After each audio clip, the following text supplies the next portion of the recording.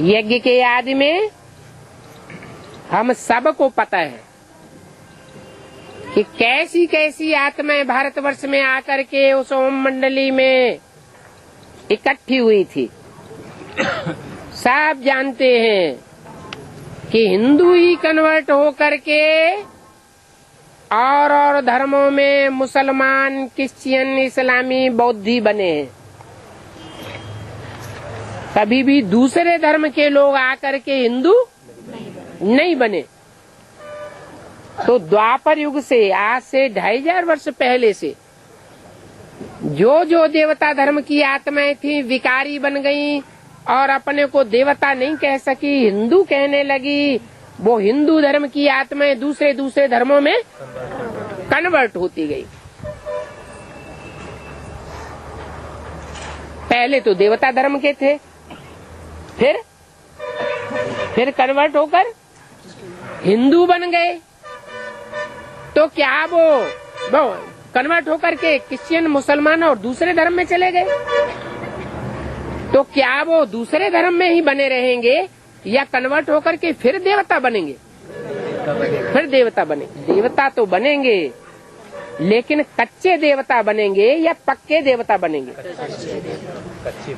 कच्चे देवता बनते हैं, माने पहले कच्चे ब्राह्मण बनते हैं, फिर कच्चे देवता बनते हैं। इसलिए ब्राह्मणों की 9 कुरियां गाई हुई हैं और ब्राह्मणों को एक से एक ऊंची कुरी वाला बताते हैं। ब्राह्मण सब एक जैसे नहीं होते और 9 ही धर्म है दुनिया में। देवता धर्म सूर्यवंशी, चंद्रवंशी, क्षत्रिय, इस्लामी, बौद्धी, क्रिश्चियन, सन्यासी, मुस्लिम, सिख और अधूरे सधूरे आर्य समाजी, जिनको नाम मात्र की राजाई की गद्दी मिल जाती है 2-5 साल के लिए।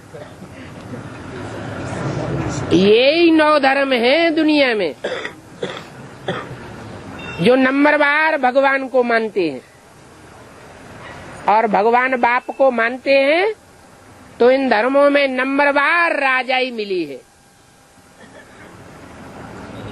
ये राजाई की ताकत, ये राजाई की नियामत, ये राजाई की पढ़ाई सिवाय परमपिता परमात्मा के और कोई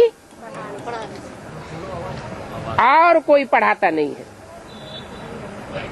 परमपिता परमात्मा ही आकर के राजयोग सिखा करके जन्म जन्मांतर की राजाई बच्चों के ऊपर न्योछावर कर देते हैं।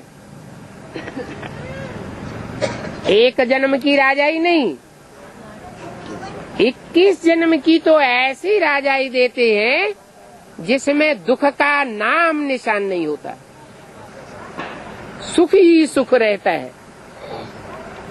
और उसके बाद 63 जन्मों में से